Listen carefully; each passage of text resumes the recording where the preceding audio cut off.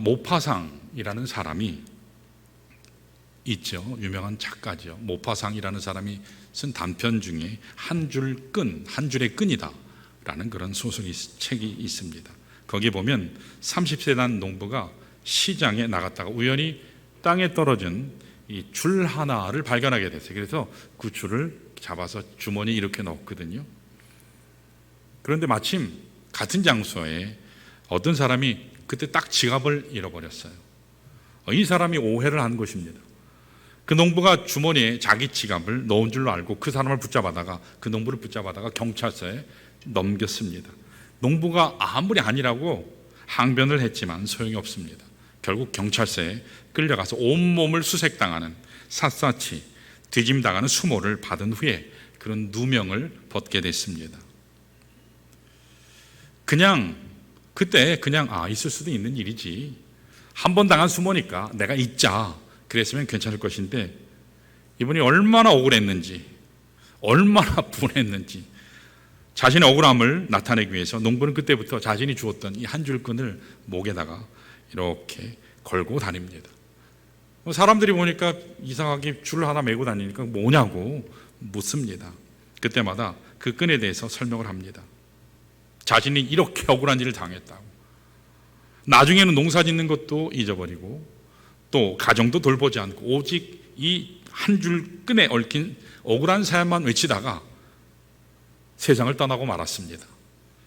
물론 비유적인 스토리죠. 자, 이 교훈에서, 이 이야기에서 우리가 얻을 수 있는 교훈은, 우리가 과거라고 하는 이 끈에 묶여서 살면 더 밝은 축복을 향해서 나아갈 수 없다라는 교훈을 얻을 수 있죠.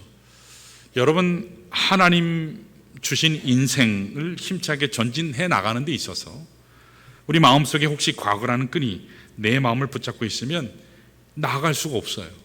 계속 붙잡습니다. 그러므로 그것이 어떤 차원의 끈이든, 그것이 과거의 상처의 끈이든, 아니면 그것이 과거에 이뤄놓은 업적에 관한 자랑이든, 이 모든 얽매이는 과거의 끈을 끊어버릴 때 하나님께서 우리를 위해서 준비하시고 예비하신 더 높은 차원의 축복, 새로운 축복을 향해 나아간다라는 사실입니다. 자, 오늘 여기 하나님의 말씀을 보시면 요셉 지파를 향한 하나님의 놀라운 도전의 말씀이 기록되어 있어요.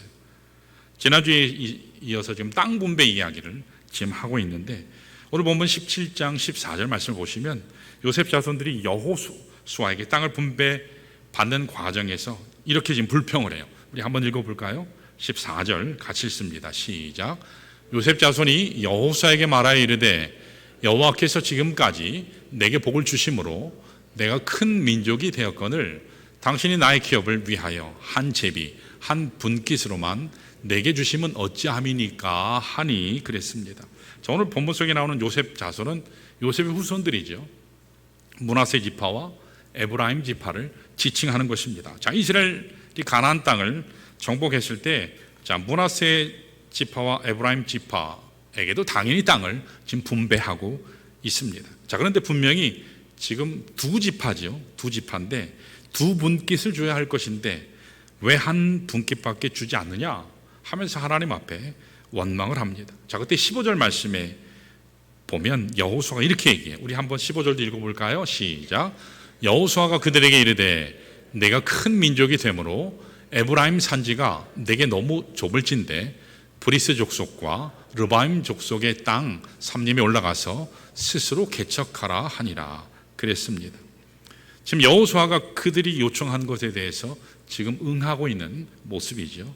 자, 그래, 너희들이 지금 두 지파이고 땅이 부족하다고 하니까 내가 너희들에게 다른 땅을 더해 주마, 그렇게 이야기합니다. 그러면서 브리스 사람과 르바임 사람이 살고 있었던 삼림 지역을 너에게 줄게, 그렇게 얘기합니다. 여러분, 여기 삼림이라고 하는 것은, 삼림 지역이라고 하는 것은 숲이 나고 또 나무가 우거진, 어쩌면 개척이 쉽지 아니한 그런 어려운 땅입니다. 그래서 여호수아가 이렇게 도전해요. 내가 너희들에게 그 땅을 줄 테니까 이제 너희들이 그 땅에 올라가서 스스로 개척해봐. 하나님께서 땅을 주시기는 주시지만 실제로 그 땅이 너희들의 소유가 되기 위해서는, 그 땅이 축복의 평지 옥토가 되기 위해서는 너희들 스스로 개척해야 돼. 스스로 할 일이 있어. 그렇게 도전하는 것입니다. 자, 여러분, 여기 오늘 하나님의 말씀이 우리에게 주어졌죠. 동일한 말씀이 오늘 우리에게도 필요합니다. 여러분, 물론 하나님의 은혜 때문에 우리가 살고 있죠. 하나님께서 우리에게 필요한 모든 것을 다 예비하셨어요. 준비하셨습니다. 모든 축복을 우리 인생 앞길에 두셨어요. 자, 그러나 하나님이 예비하신 축복이 아무리 위대하고 아무리 크고 아무리 고귀하다 해도 내가 스스로 결단하고 그 땅을 개척해서 취하지 않으면 그 축복은 나의 소유가 될 수 없어요. 구원은 은혜로 받아요. 하나님 자녀 되는 건 천국 백성 되는 것, 심지어는 그리스도께서 재림하실 때 우리 모두가 들림받는 축복은 우리가 다 누려요. 다 그건 100% 하나님의 은혜예요. 그러나 하나님이 주신 그 축복을 내가 이 땅에서 누리느냐, 나의 소유로 삼느냐 하는 것은 나에게 달려 있어요. 물론 성령께서 역사하시죠. 지금 오늘 그 말씀을 하는 거예요. 오늘 수많은 현대 그리스도인들이 있습니다. 근데 그들이 가지는, 우리들을 다 포함하는 거예요. 여러분들도 현대 그리스도인이잖아요. 우리 모두에게 있어서 가장 큰 문제 중에 하나가 뭐냐? 대단히 수동적이라는 거예요. 대단히 수동적입니다. 안일한 마음의 자세를 가지고 신앙생활을 한다는 것이에요. 가만히 앉아 있으면 주어질 줄로 알아요. 기도만 하면 하나님이 다 주신다. No way. 절대 그렇지 않아요. 가만히 앉아 있어도 무언가 좋은 사건이 일어날 줄로 생각해요. 심지어는 이런 태도가 좋게 보여요. 때로는 좋은 믿음처럼 보이기까지 합니다. 사실은 좋은 믿음이 전혀 아니죠. 분명히 하나님께서는 약속의 땅을 주시기는 하셨지만 그 땅을 취하는 것은 이스라엘의 몫이에요. 그 땅을 취하기 위해서는 전진해 나가야 되는 겁니다. 우리 스스로 힘써야 되고 우리 스스로 결단해야 돼요. 그러므로 오늘 여러분과 저의 삶은 하나님이 날마다 새 땅을 정복하게 만들어 가시는 도전의 연속이라 할 수 있어요. 하나의 산을 올라가면 어떻죠? 그것으로 끝나지 않아요. 이제 이런 차원의 시험이 오면 내가 극복할 수 있으리라. 그런데 어떻죠? 또 산이 오는데 다른 차원의 산이 또 와요. 그것을 겨우 넘어가면, 그 산을 어떻게 올라가면 또 다른 전혀 차원의 산이 우리를 기다리고 있습니다. 그런데 만일 여러분과 제가 산을 오르는 것이 힘들다, 내가 이제 산 올라가는 것도 지쳤다, 그러면서 포기하고 주저앉아 있으면 산 너머에 하나님께서 예비하신 더 높은 차원의 축복의 대평원, 그것을 우리가 소유할 수 없다는 것입니다. 그래서 똑같이 신앙생활 하는데 어떤 사람은 참 하나님이 주신 은혜 가운데 사는 사람이 있는가 하면 어떤 사람은 항상 똑같이 변함없어요. 늘 힘들어요. 그러므로 우리는 지금 여기에서 현실 안주하며 멈추는 것이 아니라 하나님께서 또 다른 차원의 산을 우리에게 준비해 놓으셨는데 우리가 새 마음을 가지고 그것을 개척해서 그 평원에 또 평지의 새 축복으로 여러분 나아가시기를 축원합니다. 자, 우리가 어떻게 하면, 오늘 본문을 통해서 어떻게 하면 주어진 현실에 안주하지 아니하고 날마다 믿음으로 새롭게 도전해서 하나님이 우리를 위해 준비하신 새 축복의 지평을 여는 놀라운 삶을 내가 살 수 있을까? 본문을 통해서 좀 은혜를 나누기를 원합니다. 세 가지 차원의 장애물이 있어요. 이것을 극복하면, 오늘 본문에 의하면 극복하면 하나님이 주신 새 평지를 누릴 수 있다, 소유할 수 있다 말씀합니다. 자, 첫 번째로 극복해야 될 대상이 이것이에요. 자, 따라할까요? 나 자신이다. 우리가 극복해야 될 대상 첫 번째는 나 자신이에요. 여러분, 내 자신을 평정하지 아니하면, 나를 먼저 극복하지 아니하면 우리는 절대로 축복의 평온을 개척하는 삶을 살 수가 없습니다. 이건 세상에서도 똑같아요. 가장 큰 적이, 대적이, 장애물이 누구죠? 나라는 거예요. 14절 말씀을 우리 다시 한번 보시면, 자, 요셉 자손들이 자신들에게 주어진 분깃이 작다라고 불평을 했는데 그 이면에 정말 가지고 있었던 그 실제 불평의 근본 원인이 깔려 있는 게 하나 있어요. 그게 무엇인지 아세요? 왜곡된 자아인식이에요. 왜곡된 자아인식. 거기에서 비롯된 불평이에요. 자, 우리 14절을 천천히 한번 보시면 거기에 나와요. 우리 한번 볼까요? 다시 한번요. 시작. 요셉 자손이 여호수아에게 말하여 이르되 여호와께서 지금까지 내게 복을 주심으로 내가 큰 민족이 되었거늘 당신이 나의 기업을 위하여 한 제비 한 분깃으로만 내게 주시면 어찌함이니까 그랬어요. 자, 여기서 잘 보세요. 요셉 자손은 스스로 자기를 어떻게 표현하죠? 뭐라고 표현해요? 본문에 제 얼굴 본다고 나오는 게 아니라 성경에 나와요. 뭐라고 표현하죠? 큰 민족이래요. 자기 스스로 큰 민족이라고 합니다. 자기를 크게 보는 인식, 이게 왜곡된 자아인식이에요. 이 대단히 잘못된 자아인식이죠. 실제로 성경에 나오는 지파별 인구수를 보면 요셉 자손의 지파, 에브라임과 므낫세 지파, 이 자손의 수가 많으냐, 제일 많으냐? 아니에요. 그 합친 것보다도 유다 지파가 더 많았어요. 그리고 단 지파, 이사갈 지파, 스불론 지파는 므낫세 지파나 에브라임 지파보다도 많았어요. 자, 그런데 오늘 본문에 보니까 자기들이야말로 가장 큰 민족인데 그에 합당한 땅을 받아야 되는데 그렇게 받지 못했다고 불평을 하고 있습니다. 이 불평 이면에는 자기들이 그 훌륭했던 요셉의 후손이다 하고 하는 특권의식이 자리 잡고 있어요. 대단히 교만함이 그 자리에 깔려 있습니다. 여러분 잘 아시는 대로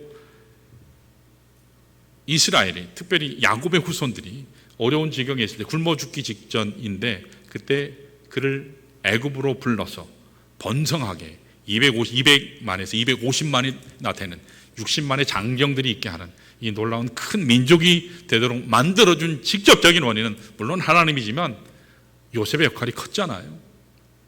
그래서 요셉의 후손들의 마음속에는 바로 우리 조상 덕분에 너희들이 이렇게 복을 들였어. 그러니까 우리는 특별한 존재야. 우리는 특권이 있는 사람이야. 이런 잘못된 인식이 그들 마음에 가득했어요. 그렇기 때문에 아무리 좋은 땅을 줘도 그들이 만족할 수가 없죠. 감사가 없죠. 여러분, 오늘 우리의 삶도 마찬가지가 아닌가 생각이 돼요. 여러분이 정말 감사하는 인생이 되고 하나님이 나에게 주신 새로운 도전을 향하여 전진해 나가기를 원하면 내 마음속에 자리 잡고 있는 이 왜곡된 자아인식, 잘못된 교만한 마음, 잘못된 특권의식을 먼저 처리해야 돼요. 그렇지 않으면 새로운 하나님이 주신 축복의 자리를 내가 누릴 수 없다고 하는 거죠. 교회 생활하다 보면 어느 교회든지 창립 멤버가 있잖아요. 창립 멤버가 있어요. 그러나 내가 개척 멤버다, 그것을 앞세우는 건 하나님의 뜻이 아니죠. 나를 써주신 하나님 감사합니다. 설사 내가 가장 많이 헌금을 많이 드릴지라도, 심지어는 내가 먼 거리에서 하나님의 교회를 내가 열심히 예배 빠지지 아니하고 주일 성수하고 모든 예배를 다 참여한다 할지라도, 내가 수많은 사람들을 주님께 인도한다 하고 교회에서 크게 섬기는 봉사자라 할지라도, 성경 지식이 탁월하고 하나님의 말씀을 엄청나게 많이 암송한다 할지라도 그게 자랑이 되어서는 안 된다는 거예요. 왜요? 그것이 왜곡된 자아가 되도록 만들기 때문이에요. 내가 드러나서는 안 돼요. 누가 드러나야 될까요? 하나님이 드러나야 돼요. 우리는 섬기는 자입니다. 하나님의 교회에서 가장 큰 자가 누구죠? 섬기는 자예요. 섬기는 자가 가장 커요. 세상의 리더십을 공부해봐도 지금은요, 섬기는 리더십, 기업에서도 그 얘기를 해요. 그게 원래 성경적인 가치관이거든요. 거기에서 따갔어요. 성경에서 따갔어요. 지금은 기업도 섬기는 리더십을 굉장히 강조해요. 피터 로저라고 하는 유명한 야구 선수가 있었습니다. 미국 메이저리그 역사상 가장 많은 안타를 쳐서 MVP까지 받았던 굉장히 훌륭한 선수예요. 그리고 월드 시리즈에서 3번이나 우승을 했습니다. 그는 수많은 상을 받고 가장 탁월한 선수로 인정받았어요. 그래서 이 메이저리그 선수라면 소망하는 명예의 전당에 자기 이름을, 족적을 남길 수 있을 거다 생각할 만큼 굉장히 훌륭한 강력한 그런 후보였어요. 자, 그런데 이분이 1987년도에 도박을 시작했어요. 갬블, 도박을 시작했어요. 처음에는 이렇게 생각했대요. 심심하니까 외로우니까 그냥 한번 재미 삼아서 해보자. 내가 하다가 중간에 끝 안 하면 되지. 자기 자신을 믿었기 때문에 도박에 뛰어들었어요. 자, 그런데 여러분, 자기 뜻대로 마음 먹은 대로 될까요? 아니요. 자기가 그만둘 수 있을 거라고 생각했는데 현실은 그렇지 않았어요. 멈춰지지가 않는 거예요. 한번 빠졌는데 빠져나올 수가 없습니다. 끝까지 밀려갔어요. 갈 때까지 갔어요. 결국 이 사실이 만천하에 다 알려지게 됐습니다. 이 사실이 알려지면서 치명타를 입었어요. 메이저리그에서 영구제명을 당했어요. 그리고 맨날 가서 도박하고 있으니까 내야 될 세금을 제대로 안 내서 탈세 혐의로 5개월 동안 감옥살이까지 했습니다. 명예전당에 올라갈 뻔한 이 사람이 왜 이토록 비참한 실패자로 기록되고 말았을까요? 자기를 믿었기 때문이에요. 자기를 믿었기 때문에.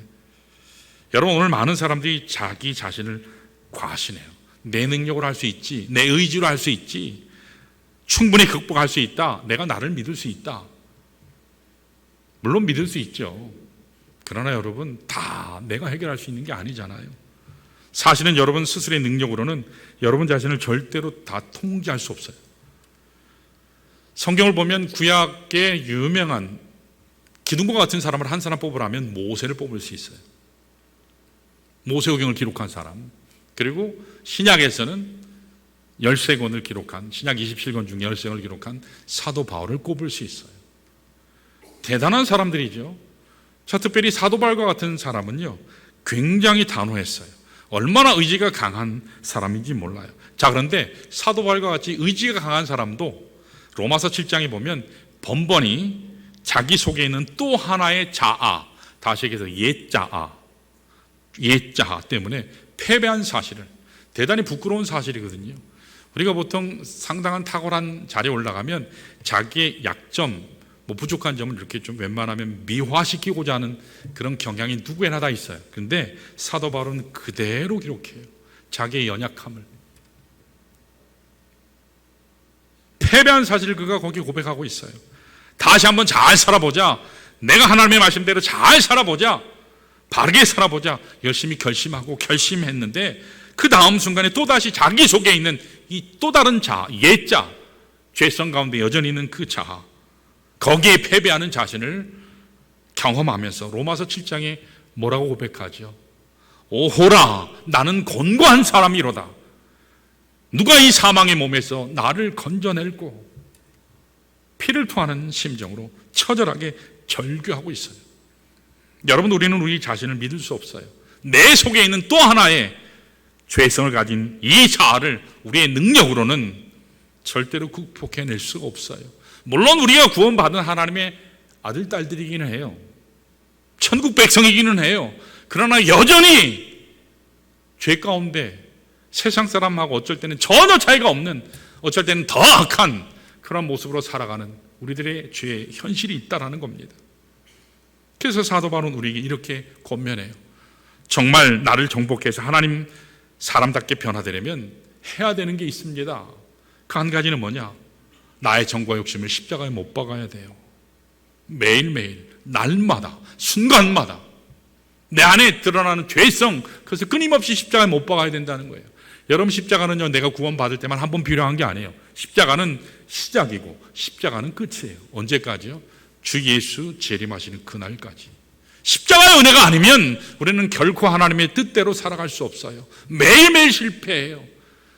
예수 믿으면, 신앙생활만 하면, 훌륭한 목사님 밑에 가서 말씀만 배우면, 봉사만 열심히 하면, 사회에서 열심히 정의를 외치면 내가 구원받고 천국을 누리리라. 글쎄요, 아니요, 절대로 그렇지 않아요. 나의 정과 욕심을 매일매일 여러분 못 박아야 할 줄로 믿습니다. 여러분 마음속에 엄습하는 수많은 정욕들은 예수 그리스도의 십자가 앞에 내놓지 않으면, 거기 못 박지 않으면 끊임없이 죄 가운데 우리가요 처할 수밖에 없어요. 사도 바울은 한 가지 더 권면했어요. 성령의 능력으로 살아야 합니다. 내 능력이 아닌 성령의 능력으로. 그래서 오직 생명의 성령의 법, 여기 법이라고 하는 것은 파워를 얘기해요. 파워, 능력, 러를 얘기하는 게 아니고 파워, 성령의 능력으로 내가 죄와 사망으로부터 자유케 될 수 있습니다. 한 번만이 아니에요. 끊임없이 이게 성화입니다. 구원은 내가 그리스도로 말미암아 받았어요. 하나님이 그리스도의 피를 보고 우리를 구원하셨어요. 그러나 성화되고 그리스도를 닮아가는 경건에 이르는 삶은 내 몫이에요. 물론 성령께서 역사하시죠. 사랑하는 여러분, 오늘 여러분이 하나님께서 여러분 앞에 준비하신 진정한 복을 향해서 개척자로 전진해 나가기를 원하시면 십자가의 능력 가운데 항상 나가셔야 돼요. 성령의 능력 가운데 새 사람을 추구해야 할 줄 믿습니다. 자, 그때 여러분과 제가 하나님께서 우리 앞에 준비하신 새 축복의 지경을 누릴 수 있어요. 자, 두 번째, 우리가 극복해야 될 두 번째. 첫 번째는 나 자신이고 두 번째 따라할까요? 환경이다. 이것을 다른 말로 하면 환경 속에 오는 역경이죠. 고난, 시련. 우리 앞에 주어진 역경을 극복해내지 아니하면 우리는 결국 하나님께서 원하시는 개척자로 승리할 수 없어요. 오늘 본문 16절을 보시면 요셉 자손들이 삼림을 부여받고는 삼림을 개척하라는 여호수아의 권면을 들었을 때 두 가지 장애가 있어서 못해요 그랬어요. 두 가지 장애가 있어서 못합니다. 16절 전반부를 보시면 이렇게 기록되어 있어요. 자, 우리 한번 읽어볼까요? 노란색으로 된 거 시작. 요셉 자손이 이르되 그 산지는 우리에게 넉넉하지도 못하고, 여기 넉넉하지 못하다라고 얘기해요. 다시 말해서 쓸만한 땅이 별로 없어요. 쉽게 말하면 울창한 나무와 숲으로 가득 차 있기 때문에 자신들이 제대로 쓸만한 땅이 얼마 되지 않습니다. 험악한 산지예요. 환경적인 장애가 많아요. 그렇게 지금 표현하고 있어요. 자, 그 뒤에 또 보면 16절 하반부를 보시면 이렇게 기록되어 있어요. 자, 색깔 친 부분 읽어볼까요? 시작. 골짜기 땅에 거주하는 모든 가나안 족속에게는 베스안과 그들 마을에 거주하는 자이든지 이스라엘 골짜기에 거주하는 자이든지 이스라엘 골짜기에 거주하는 자이든지 다 철병거가 있나이다 하니. 그 땅을 지키는 가나안 주민이 강력한 철검을 가지고 있어요. 철병기 무기 때문에 그 땅을 정복할 수 없습니다. 그렇게 지금 변명하고 있어요. 그런데 여기 사실은 당시 이스라엘은 시대적인 배경이 청동기예요. 그런데 가나안의 배경은 철기예요. 여러분, 청동검이랑 철기검이랑 강철검이랑 싸우면 누가 이기죠? 당연히 강철검이 이기죠. 그들이 어떤 면에서 얘기하는 것은요, 당연할 수 있어요. 싸워봐야 속수무책으로 우리가 집니다. 그러니까 정복하기 힘들어요. 살림도 우거지고 거기 철병거를 지키는 가난이 있어서 안 돼요. 그렇게 이야기하고 있어요.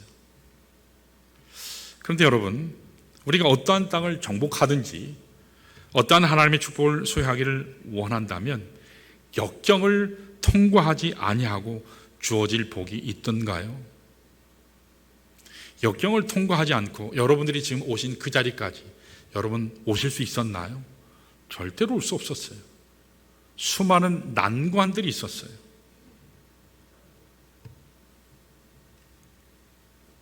역경을 통과하지 아니하고 주어질 복이 없어요. 하나님은 우리 앞에 때때로 우리가 이것을 통과하지 아니하면 통과해야만 주실 수 있는 복을 준비하셨어요. 자격이 돼야 누릴 수 있거든요. 역경을 통과하지 아니하고 주어질 복은 없어요. 역경을 넘어섰을 때 하나님이 예배하신 축복의 지극한 은혜를 누릴 수 있도록 하나님이 하셨어요. 성경의 말씀에 보면 수많은 인물들이 나오잖아요.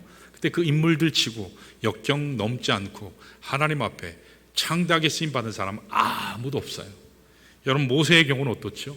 모세가 40년 동안 애굽의 왕자로 기가 막히게 잘 자랐지만 그것으로는 하나님의 주신 예배하신 복을 누릴 수 없었거든요. 그래서 하나님이 그걸 어디로 보내시죠? 광야로 보내요. 미디안 광야. 몇 년 동안 거기서 다듬으시죠. 인격을 다듬고 생각을 다듬고 신앙을 다듬어요. 40년이요. 40년을 다듬으셨어요. 그 다듬어진 믿음과 인격을 가지고 바로가 그처럼 끝까지 반대했었어도 그럼에도 불구하고 끝까지 믿음으로 하나님 앞에 승리해서 출애굽의 위대한 사건을 이룰 수가 있었던 겁니다. 다니엘이 성공한 곳이 여러분 어디죠? 사자굴이에요. 사자굴이에요. 사자굴 속에 던져졌지만 자기를 삼키려고 달려드는 사자들의 굴 속에서도 믿음을 가지고 그 역경을 극복해냈기 때문에 바벨론 그리고 페르시아 지역에 가장 큰 총리로 왕 아래였죠. 큰 하나님의 종으로 쓰임받을 수 있었어요. 엘리야나 엘리사도 마찬가지예요. 심지어 요셉 자손들이 망각하고 있는 자기 조상 요셉도 평범한 가운데 성공자의 자리에 오르지 않았어요. 엄청난 고난, 버림받음, 잊혀짐, 배신당함, 홀로됨, 그런 역경 가운데서도 그가 좌절하지 않고 그 길을 뚫고 하나님께서 주시는 찬란한 성공의 자리에 오른 사실을 하나님의 말씀이 우리에게 기록하고 있어요. 사랑하는 여러분 어떠세요? 목사님 고난 좀 없었으면 좋겠어요. 태산을 넘기가 이제는 지쳤어요. 역경 좀 그쳤으면 좋겠어요. 여러분 어떠세요? 목사님 고난이 사라지도록 기도해 주세요. 저한테 그렇게 와서 얘기하시면 제가 뭐라 할까요? 그건 잘못된 이야기입니다. 여러분 역경이 없기를 기대하는 것은요 잘못된 신앙이에요. 역경이 없는 것은요 그거는 하나님이 어떤 면에서 보면 버리신 거예요. 오히려 나에게 주어진 역경을 극복함으로 하나님이 나에게 정말 주시고자 하는 축복의 현장을 소유하는 여러분 되시기를 축원합니다. 그때 우리에게 이 시련이 나를 막아서는 장애물이 아니라 더 놀라운 하나님 은혜를 주시기 위한, 업그레이드하기 위한 디딤돌인 그 디딤돌로 여러분 삼으시기를 바라요. 여러분 잘 아시는 헬렌 켈러, 제가 몇 번 소개한 적이 있는데 이 헬렌 켈러는 삼중고를 겪었잖아요. 그렇죠? 눈이 안 보여요. 못 봐요. 말을 못해요. 듣지도 못해요. 만약에 내 자식이 그런다면 여러분 어떠실 것 같으세요? 하나님 어떻게 나에게 이런 저주를 주십니까? 그렇게 얘기할 수 있을 거예요. 헬렌 켈러는 삼중고의 아픔을 겪은 사람이에요. 너무나 큰 고통이죠. 너무나 큰 아픔을 겪은 분입니다. 자, 그런데 이분이 1930년도에 한 편의 글을 발표했어요. 그때가 미국이 경제 대공황으로 온 미국 국민이 절망 가운데, 좌절 가운데 있었던 그런 시절이었습니다. 그런데 이 수필이 그 당시에 있는 미국인들에게 엄청난 희망을 얻게 하고 새로운 용기를 불어넣어 주었습니다. 그래서 리더스 다이제스트, 요새 나오나 모르겠어요. 리더스 다이제스트라고 하는 유명한 잡지가 있는데 그 잡지에서는 이 글을 어떻게 평가했냐면 20세기에 기록된 가장 위대한 수필이다. 아예 그렇게 얘기를 했어요. 제목이 뭐냐면 3 days to see. 여러분 인터넷 검색하면 나와요. 3 days to see. 한글로도 나왔어요. 고맙게.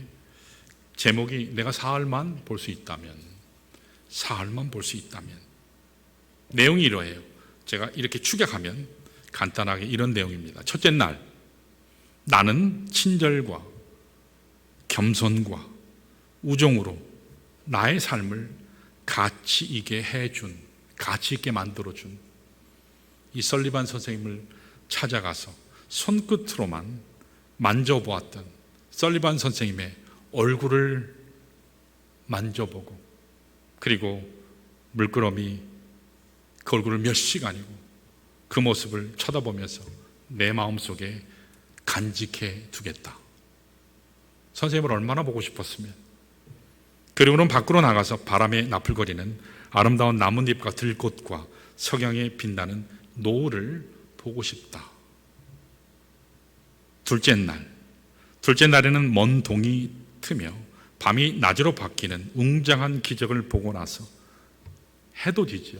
보고 나서 서둘러 박물관을 찾아가서 종일토록 인류 역사의 현장을 바라보며, 그리고 저녁에는 밤하늘의 보석 같은 별들을 바라보면서 하루를 마무리 짓겠다. 마지막 셋째 날에는 사람들이 일하며 살아가는 모습을 보기 위해 아침 일찍 큰 거리에 나아가 출근하는 사람들의 표정을 볼 것이다. 그리고 나서 오페라 하우스와 영화관에 가서 공연들을 보고 영화를 보고 싶다. 그리고 저녁이 되면 네온 사인이 반짝이는 쇼 윈도우에 있는 아름다운 물건들을 보면서 집으로 돌아와 나에게 이 사흘 동안만이라도 볼 수 있게 해주신 나의 하나님께 감사 기도를 드리고 다시 영원한 암흑 속으로 들어가겠다.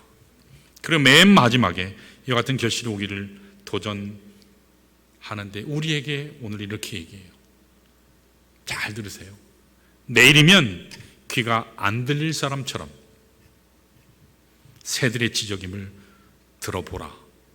내일이면 냄새를 맡을 수 없는 사람처럼 꽃향기를 맡아보라. 그리고 내일이면 더 이상 볼 수 없는 사람처럼 이 세상을 보라. 그리하면 당신의 마음속에 그 무엇으로도 형언할 수 없는 행복이 밀려오고 그 행복으로 여러분들은 가득 차게 될 것이다. 이렇게 적고 있습니다. 여러분 삼중고의 고통을 겪은 이 헬렌 켈러, 보지도 못하고 말하지도 못하고 듣지도 못하는 최악의 고통 가운데 있는 한 자매가 이처럼 세상을 아름답게 노래하고 하나님께서 주신 이 일상을 아름다운 기적이라고 그것을 감사하며 부르고 살고 있는데, 정작 오늘 여러분과 저는 다 가지고 있음에도 불구하고 이 아름다운 복을 누리면서 감사하지 못하지 않는가? 여러분 한번 바라보시길 바라요. 이 축복의 현장에서 하나님이 엄청나게 많은 축복을 내게 곳곳에서 주셨는데 정작 감사하지 못하는, 내게 주어진 것을 감사하지 못하는 우리의 모습이 얼마나 잘못된 것인가? 여러분 한번 질문해 보시길 바라요. 여러분 옆에 있는 분들 보시면서 옆에 내 사랑하는 저 성도가, 새로 오신 저 새로운 성도가 오늘 함께 참여해서 감사하다. 한번 지긋한 감사의 눈빛으로 한번 감사합니다 한번 인사해 볼까요? 자, 감사합니다. 감사합니다. 당신이 있어서 감사합니다. 볼 수 있어서 감사합니다. 서로 감사하는 것이 참 중요해요. 팬데믹으로 인해서 한국교회가 잃어버린 것 중에 하나가 성도의 교제예요. 앞만 보고 설교만 듣고 그냥 가기 바쁘잖아요. 식사 교제도 못하게 하고 뭐 2m 떨어져 있으려 하니까 무슨 수로 밥을 먹어요. 성도들도 안 하려 하시고 성도의 교제가 회복되는 것이 참 중요해요. 사랑하는 성도 여러분, 인생 가운데 불행이 없기를 기도하지 마세요. 내 인생 가운데 항상 평탄한 삶만 있게 해주십시오. 그렇게 기도하지 마세요. 오히려 폭풍 속에서도 비바람 속에서도 하나님의 능력을 여러분 찬송할 수 있으시기를 축원합니다. 하나님께서 나에게 주시는 은혜를 감사할 수 있으시기를 축원합니다. 지나가요. 이것도 또한 지나가요. 살아있는 한은 지나가요. 죽을 것 같은데 지나갑니다.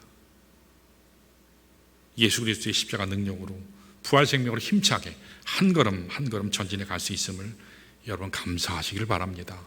자, 이와 같이 먼저 우리 속에 있는 내 자신을 극복하고 그리고는 주어진 역경을 극복해야 돼요. 마지막 세 번째 따라할까요? 우리가 극복해야 될 것은 따라합니다. 우리 속에 존재하는 불신앙이다. 뭐라고요? 불신앙이요. 불신앙이요. 잘 될 때는 하나님 할렐루야 아름답습니다 감사합니다 막 넘쳐나는데, 그런데 뭐가 안 되고 꽉 막히면 하나님 나 안 사랑하는 것 같아요. 하나님이 안 계신 것 같아요. 왜냐하면 하나님은 내 옆에서 내가 인기척을 느낄 수가 없어요. 불신앙으로 이렇게 변해가는 우리들의 모습이 간혹 있어요. 여러분 불신앙을 극복하지 않으면 우리는 하나님이 예비하신 축복의 평온을 향해 달려갈 수 없어요. 왜냐하면 하나님께 대한 확신이 없으니까 안 가고 싶어요. 더 이상. 우리 다 함께 17절 18절 한번 볼까요? 여호수아가 결론적으로 요셉 자손들에게 권면한 말씀이 기록되어 있어요. 자, 17절 18절 같이 읽습니다. 시작. 여호수아가 다시 요셉의 족속 곧 에브라임과 므낫세에게 말하여 이르되 너는 큰 민족이요 큰 권능이 있은즉 한 분깃만 가질 것이 아니라 그 산지도 내 것이 되리니 비록 삼림이라도 내가 개척하라. 그 끝까지 내 것이 되리라. 가나안 족속이 비록 철병거를 가졌고 강할지라도 내가 능히 그를 쫓아내리라 하였더라. 그랬습니다. 다시 말하면 삼림이 아무리 첩첩산중이라 할지라도 그들이 아무리 강성한 철병거를 가진 군대를 가졌다 할지라도 너희는 능히 이길 수 있어. 능히 이길 수 있어. 그렇게 여호수아가 이야기하고 있어요. 그런데 여러분 여기 굉장히 중요한 사실이 하나 있어요. 너무나도 자주 말했고 당연히 그러하리라고 생각했기 때문에 여기 생략한 어구 하나가 있어요. 17절 18절에 생략된 어구가 있어요. 뭘까요? 뭘까요? 저 일부 예배 때는 뭘까요? 제가 눈을 봤더니 눈이 이렇게 열심히 보다가 마주치면 시킬까봐 일베벤 제가 시키거든요. 질문하니까. 여러분 뭐가 여기 생략됐을까요? 너무나 많이 표현했고 당연시 여기고 있었기 때문에 여기 딱 생략한 어구가 하나 있어요. 뭘까요? 만일 하나님이 너와 함께 하시면. 이스라엘이 지금까지 누구와 있었기 때문에 여기까지 올 수 있었죠? 하나님이 함께 하셨기 때문에. 만일 하나님이 너희와 함께 가시기만 한다면 어떤 살림이라도 개척할 수 있어. 만일 하나님이 너희와 함께 하시면 어떤 철병거를 가진 대적이라 할지라도 능히 물리칠 수 있어. 승리할 수 있어. 그러니까 두려워하지 말고 나아가. 하나님이 하신다. 그렇게 선포한 겁니다. 여러분 어떻게 이렇게 얘기할 수 있었죠? 여호수아가 그런 삶을 살았기 때문이에요. 여러분 여호수아가 이스라엘 맡았을 때 어땠죠? 모세 뒤를 이을 때 너무 두려웠어요. 너무 염려가 됐어요. 왜 그랬죠? 그 200만, 250만이나 되는 그들이 모세 말을 얼마나 안 들었어요? 지긋지긋하게 안 들었어요. 틈만 나면 죽이려 했어요. 틈만 나면 딴짓 했어요. 틈만 나면요 원망하고 불평하고 돌아가자. 애굽으로 돌아가자. 그렇게 얘기했어요. 그런 그들을 자기가 맡아야 되니까 두려워할 수밖에 없죠. 떨릴 수밖에 없죠. 내가 과연 할 수 있을까? 그때 하나님께서 여호수아 1장에 뭐라 하시죠? 사랑하는 아들아 두려워하지 마. 놀라지 마. 내가 너와 함께 한다. 내가 한다. 나 여호와가 너를 도울 것이다. 너는 끝까지 하기만 하면 돼. 내가 너와 함께 할 거야. 모세와 함께 했던 것처럼 너와 함께 하려니 어떠한 대적도 너를 능히 당할 자 없어. 그렇게 하나님께서 말씀하셨어요. 여호수아는 지금까지 이 말씀을 붙잡고 그 하나님의 능력을 신뢰하고 그는 감히 인간의 능력으로 도저히 밟을 수 없는 가나안 땅을 향해 발을 내딛고 여기까지 온 겁니다. 오늘 이와 같은 위대한 정복의 꿈을 그래서 이루게 된 겁니다. 사랑하는 성도 여러분, 오늘 우리에게도 동일한 믿음이 필요해요. 믿음이 이기는 거예요. 하나님을 신뢰함이 이깁니다. 하나님이 함께 하심이 우리를 살리는 것입니다. 우리가 믿음 없기 때문에 안 되는 거예요. 역경 때문에 안 되는 줄 아세요? 나 자신의 문제 때문에 안 되는 줄 아세요? 물론 나 자신의 문제, 믿음 없음 때문이에요. 믿음 없기 때문에 안 되는 거예요. 여러분, 하나님의 위대한 종, 그 어떤 사람도 하나님 앞에 믿음으로 서지 아니하고는 죄를 감당한 사람이 없어요. 어떠한 난관도 극복했고 어떠한 불가능도 처리할 수 있었던 것은 하나님이 함께 하셨기 때문입니다. 여러분, 인간의 노력과 힘으로 살려고 하지 마시고 하나님을 신뢰하는 믿음으로 다시 걸어가시기를 축원합니다. 태국에 가면 코끼리를 가지고 묘기를 부리는 재미있는 조련사가 있다 그래요. 그런데 한 번은 이 조련사가 모여드는 구경꾼들에게 제안을 했어요. 여기 구경하는 사람들 중에 누구든지 제가 지금까지 조련한 이 코끼리 앞발을 들게 하시면 캐시로 1,000불을 드리겠습니다. 현찰로, 현금으로 1,000불. 그러니까 지금 환율이 한 1,340원 정도 되니까 지금 약간 떨어지긴 했지만 134만 원이에요. 134만 원 적은 돈 아니죠. 코끼리 앞발 들게만 하면 무슨 수를 써도 좋으니까 앞발을 들면 134만 원 그 자리에서 주겠습니다. 그러니까 사람들이 나도 나와가지고 코끼리 앞발 들게 하려고 별의별 짓을 다 했어요.